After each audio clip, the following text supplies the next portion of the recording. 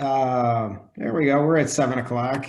Looks like we have a full house, full screen. We can get started.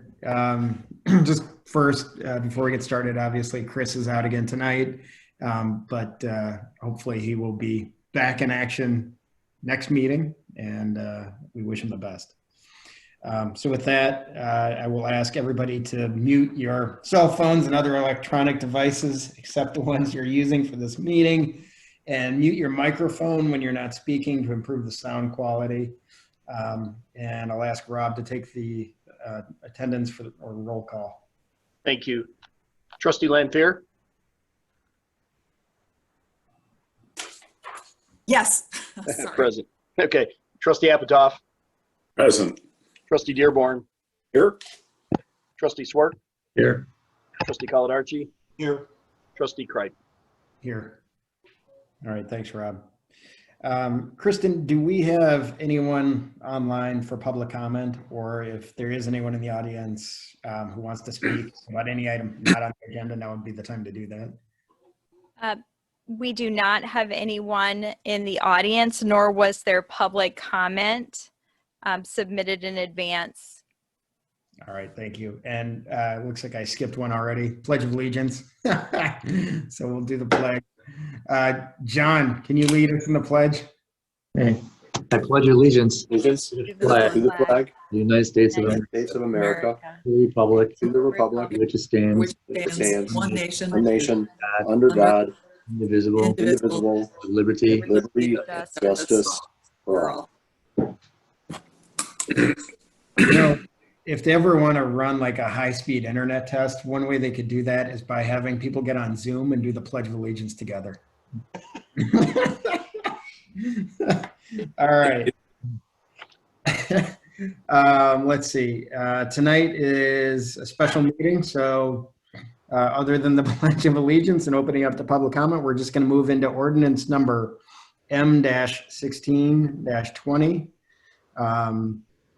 An ordinance providing for the issuance of not to exceed $12,750,000 in taxable general obligation refunding bonds of the village, authorizing the sale of the bonds to the purchaser thereof, providing for the levy and collection of a direct annual tax sufficient for the payment of the principal of and interest on the bonds, and further providing for the execution of an escrow agreement in connection with such issuance. And it's up for introduction and adoption. All right, and so just a little quick background, and then I'll turn it over to Tim to review. In 2013, 2014, the village issued 2 series of tax-exempt stormwater municipal bonds totaling $16.5 million and has been paying the debt service as scheduled on the outstanding bonds. On September 8, staff presented options to the council to do an advance refunding of these bonds, and the council provided direction to proceed with a refunding at either a 20 or 25-year duration.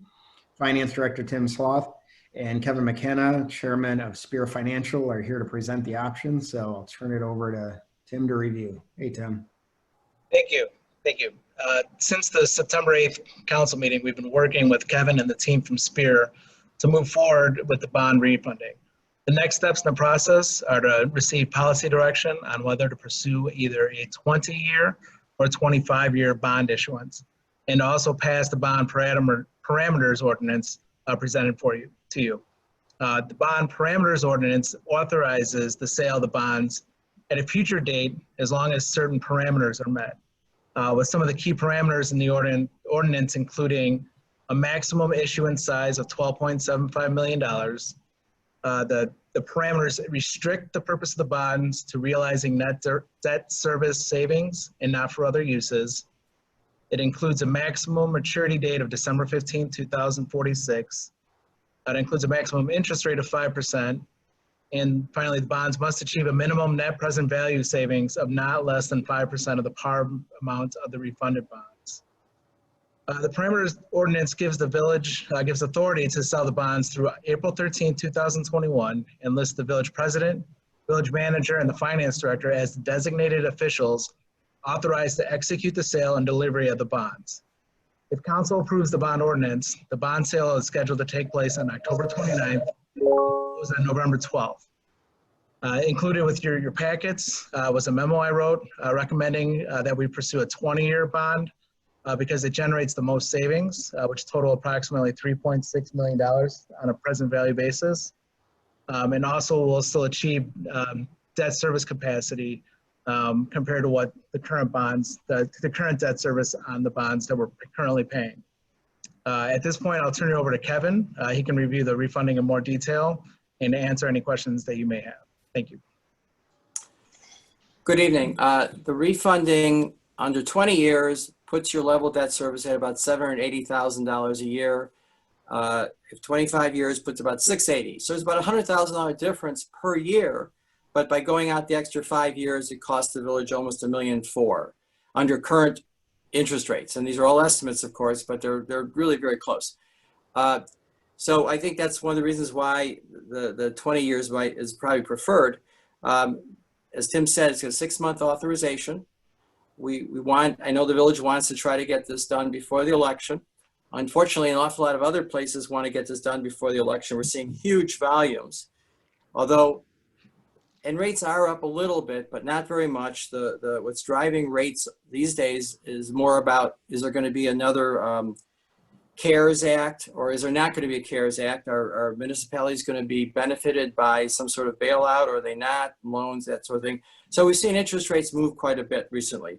But the numbers that we're talking about are still in the ballpark. So I think, again, it's a $12,750,000 authorization. We really expect only to need $12.3 million to do the refunding, but we always want to have some flexibility on these things. So with that, I'd be pleased to answer any questions. I think it really, to a certain degree, it comes down to the amount of savings. You want to save an extra $100,000 a year at a cost of $1.4 million net, or would you rather just do the 20 years, which also is more marketable? 20 years, I mean, you get good bids on both, but 20 years is more marketable. So with that, I'd be pleased to answer any questions. All right, so we'll open it up to the council for questions. And we're all staring at Bob, but I see Penny raising her hand. Penny, you've got your hand up. So Yeah, I'm definitely in favor of the shorter time frame. But my question is really relative to the timing. If there are so many other municipalities that are charging in, is there, given the type of municipality we have and what's going on with the market for bonds right now, how does this affect the timing relative to the election? What are your thoughts on that? Well, we're going to see. Right now, we're supposed to get the bond rating tomorrow, and we plan on selling in 2 weeks. We will determine probably next week whether or not that schedule should hold. For instance, we had a planned sale at the beginning of last week for Schaumburg, which is a AAA from Standard & Poor's, also taxable advance refunding. They were under a very tight parameter. I mean, they really needed to hit a certain target, and it didn't happen. So we postponed that, and we're just going day by day. And last week was difficult because rates jumped about 0.1% in 2 days. Mm-hmm. Now today rates dropped 0.1%. I mean, which is a pretty good move, because there's doubts again about whether or not there's going to be another bailout bill before the election. So if this kind of volatility continues, we'll probably just move right ahead. But if it turns out that things are just not working out well, we can just postpone. We've got 6 months. That's the typical bond ordinance length to authorize you to do that. And nobody knows if because of all the volume, things are going to, the day after the election, things are not going to have fallen apart. People are going to be happy again, and the rates will be good again. We just don't know. So the whole thing is, if there's $3 million on the table, we want to take it. But if things get too difficult, the volatility gets too great, then maybe we just take a step back and say we didn't beat the election, but there'll be another time. We have times on our side. Okay, thank you. Rob? You're on mute, Rob. Thank you. You'd mentioned, Kevin, that Schaumburg put stipulations or needed to hit a very defined target. Yes. Are we doing the same thing, or are we in a broader?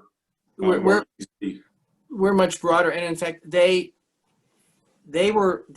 still could have gone ahead and done a really good refunding, but their refunding was to bring all of the savings in the next 2 years, because the $200 million of bonds they were trying to refund were all related to their hotel conference center, and it needed, it's not working very well right now. There's no conference or conventions, so they needed to bring a minimum of 50. At one time, $25 million of savings. They needed to get at least $15 million to make it make sense to do this refunding. $15 million over the next 3 years to bail. No, that's probably not a good term. To help with the limited cash flows. So we couldn't get that. We might have gotten around 11 or 12, so we're postponing it. We still want to get 15. Yeah, I mean, I would just push hard to get this done. I mean, if with this whole mail-in balloting thing, if there's contested issues or nothing's decided for weeks, issues.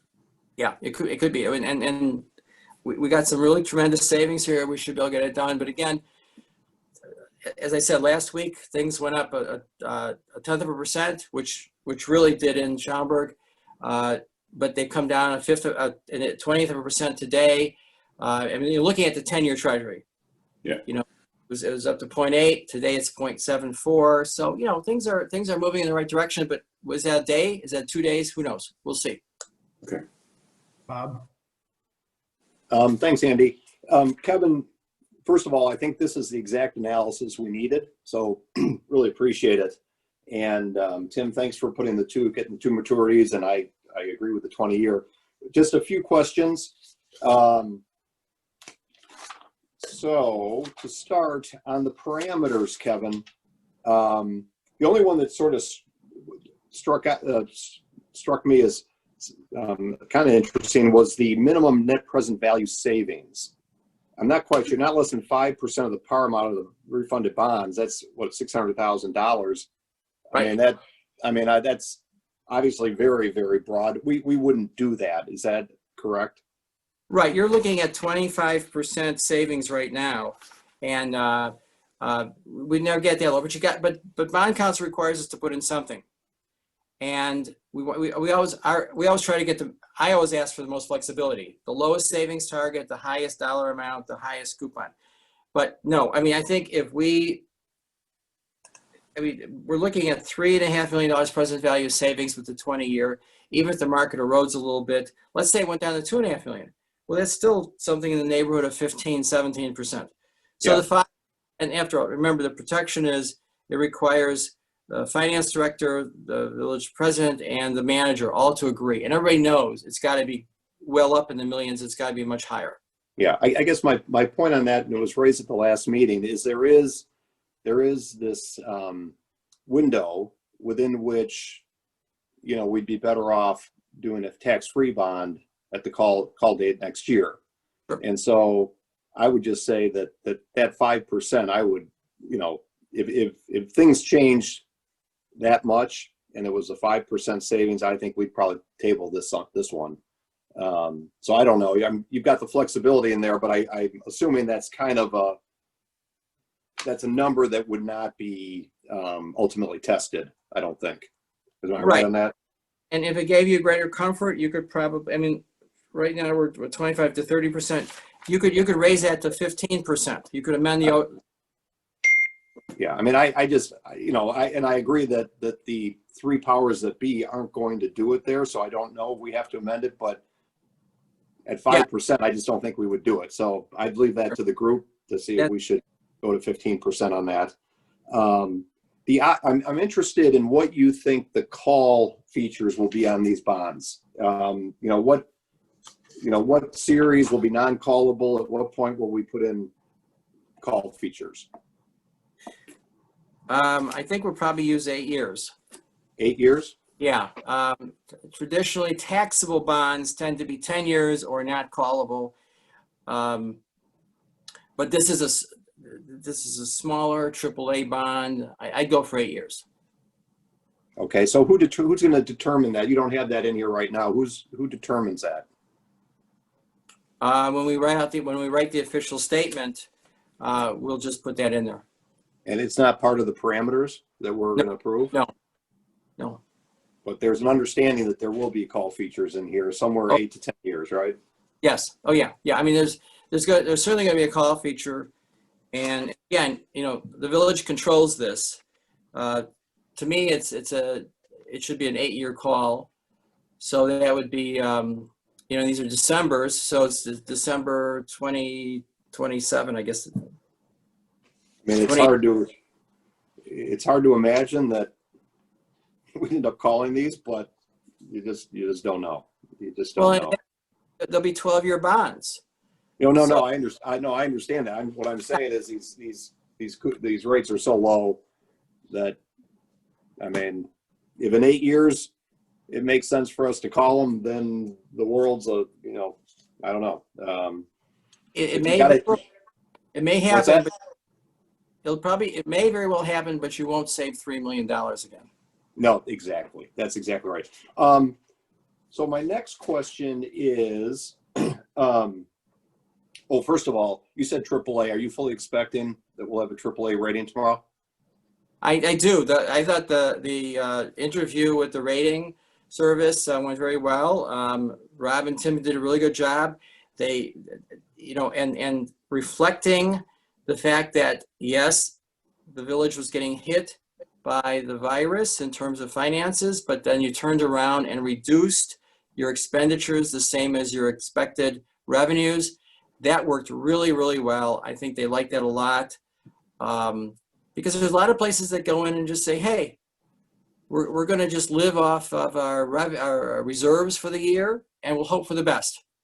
Right. So this was really good, and Tim talked about, you're planning, you're budgeting that next year may not be the best year. That's more like 2022, you're coming back. That's fine. That's the kind of stuff. Plus, I see a lot of sales tax generators that are doing really well. I mean, and you're doing well. I think Rob talked about the grocery stores and the pharmacies. Just like I just had a rating last month with Freeport, Illinois, where they're doing really well. They're an A+, but they're doing really well because they got a Home Depot and a Menards and a Walmart, and it's all the sales tax generators.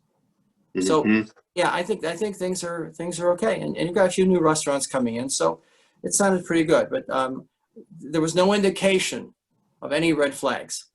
Okay, just for context, the Freeport issue, if this was a Freeport, A-rated issue, what would be we're at 226 or something like this, all in yield. What would it be on an A-rated piece of paper? It would probably be at least a 2.5, maybe a 260, 265, because they were also taxable. They were doing pension funding bonds. Okay. They're in a little bit of a tight spot, and they felt good about funding their pension for various reasons. Okay, so all right, so we're 30 to 35 basis points. Yeah. Good because of our credit rating. Yes. Yeah. All right. So my last question is, well, first of all, did you talk to Moody's? Was part of the conversation sort of what possible subsequent bond issues might be down the road? Did that topic come up? They ask what you plan on doing over the next 2 years. The answer, Okay. You have no plans for the next 2 years. They don't ask about 3 years or 4 years or anything else. They ask it's a 2-year horizon. Okay. All right. I think that's fair. Which gets to my last question, actually. In terms of, I mean, the offset of the higher principal and interest over the years versus you extend it, the debt service is a little bit lower. But does this issue, if in 3 years we were to come to the market with additional financings, is this a a good structure to be working around. You know, the previous council, when they put out those bonds, you know, they did that window, you know, where things were, you know, there weren't much payments and so on in the middle years. Is this one that we will be comfortable if we come with a similar, let's say we had a similar size issue in 3 years? With this structure, would you do a similar structure at that point? Or, and that depends on where the yield curve and all that stuff. But how does this shape up relative to future flexibility?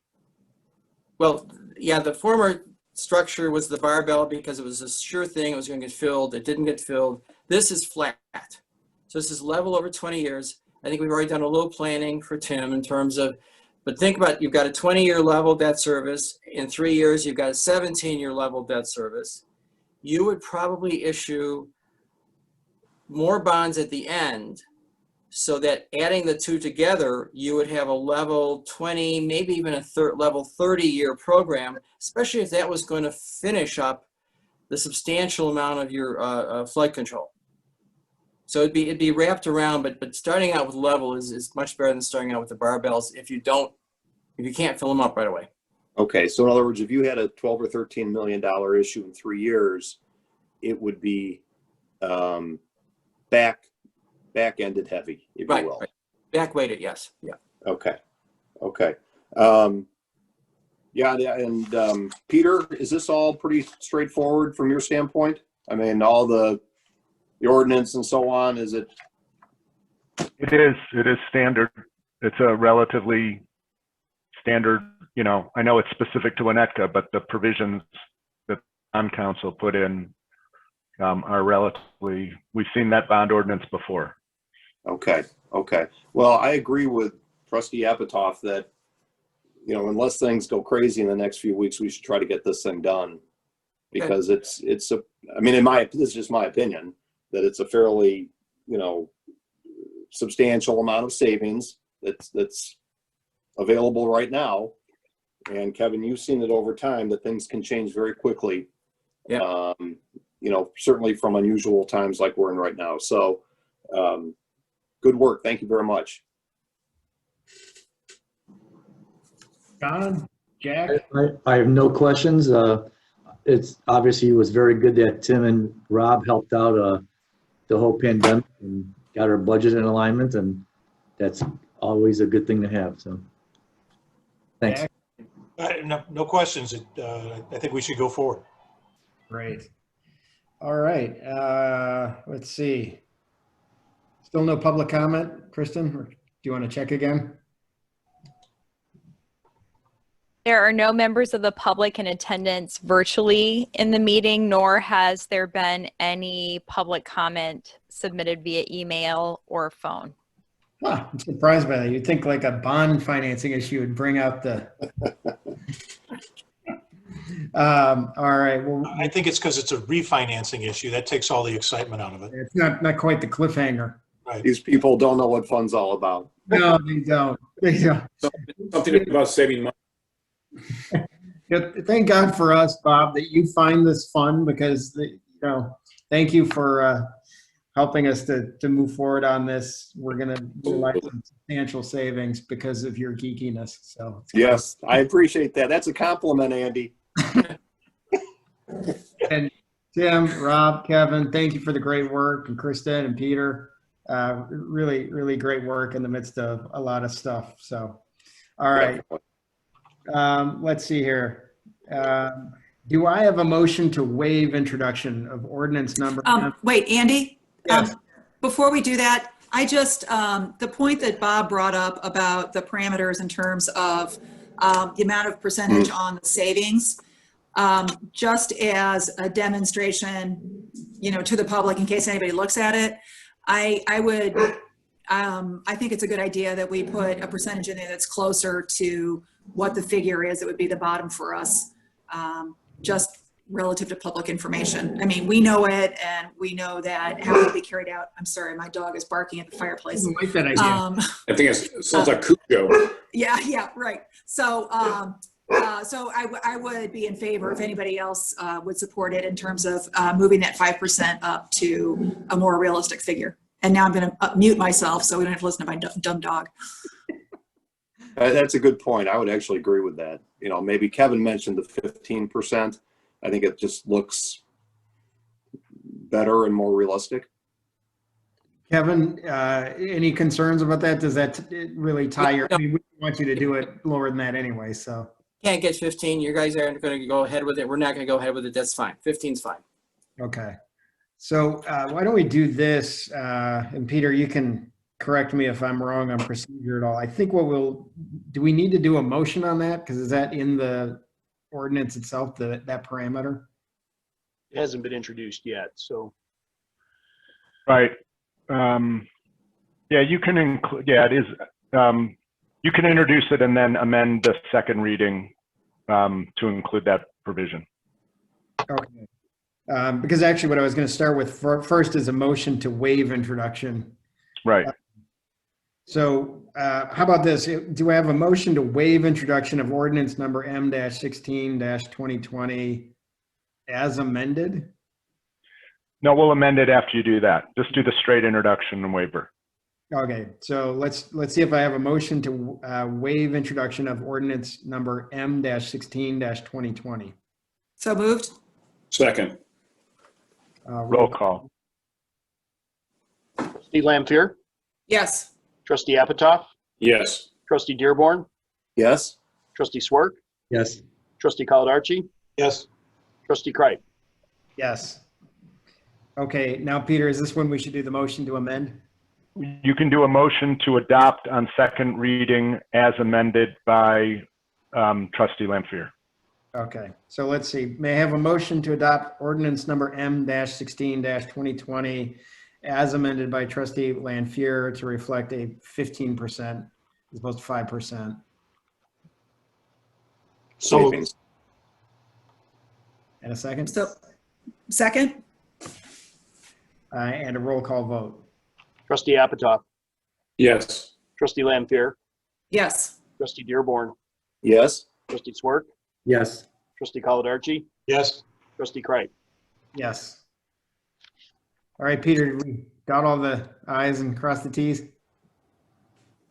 All right, good. Yep, and I assure you bond counsel will make sure I do it right. All right, thank you, guys. Okay, so moving right along, old business, none, new business, none, closed session, none. Adjournment, may I have a motion to adjourn? So moved. Second. All right, roll call vote. Trustee Dearborn, Yes. trustee Apatow, Yes. trustee Swerk, Yes. trustee Lampier, Yes. trustee Caladarchi, Yes. trustee Kreip. Yes. All right, great job, everybody. Good job, guys. It's Thank the you. Thank you, fastest Kevin. 3 Thank you, million- Thank you, Bob. Thank you, guys. Thanks a ton. Thank you. And thank you, Tim and Rob, for the presentation. Thank you. Excellent. Thank you. Excellent. Andy, Thank you, guys. Andy, that was 6 minutes longer than last week, but Damn it, I'm losing.